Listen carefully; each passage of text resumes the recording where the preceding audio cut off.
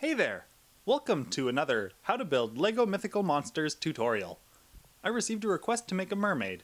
Unfortunately, I don't have the Slave Leia torso, so I made a merman instead. Or at least, I made several designs and then picked the two that I thought were the best. So here those are. I'm going to start with the smaller one, which requires these pieces, including a pair of flippers. The build is pretty straightforward. You just stack pieces on top of each other until you end up with the shape that you want. I picked this piece because it will cover the incorrectly colored hook piece. If you have the right colors of things, then that is better than what I have. The torso I'm using for this merman has armor. This merman build is completely stiff. He won't be able to move at all, so he's less versatile that way. But he looks like he could sit on the throne quite well. Now the more complicated version of a merman that I built requires these pieces and also 2 hinges. All you really have to do is have the pieces in the right color and stack them together. I'm using this curved piece to cover up a slightly incorrectly colored hinge. It also makes the back a lot smoother and more fish-looking. Now when you're attaching the hinges, you're going to want to make sure that they're facing in opposite directions to get more versatility from the movement, so you can bend both forwards and backwards.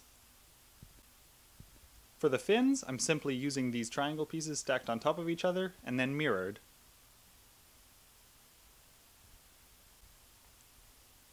This was the design that I found reflected the correct shape the best.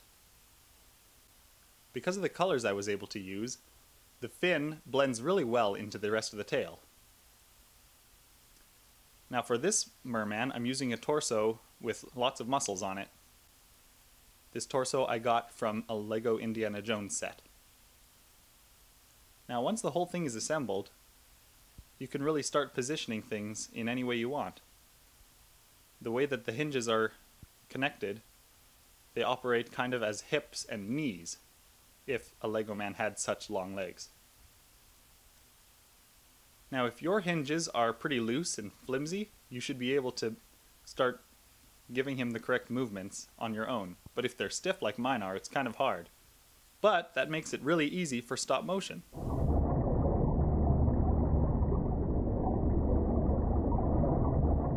So here are the 2 designs of the merman.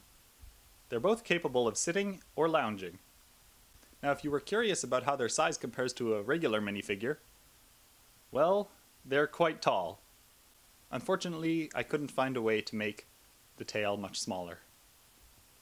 So there you have it, 2 LEGO merman designs. If you liked the video, do what you normally do when you like a video, and like the video.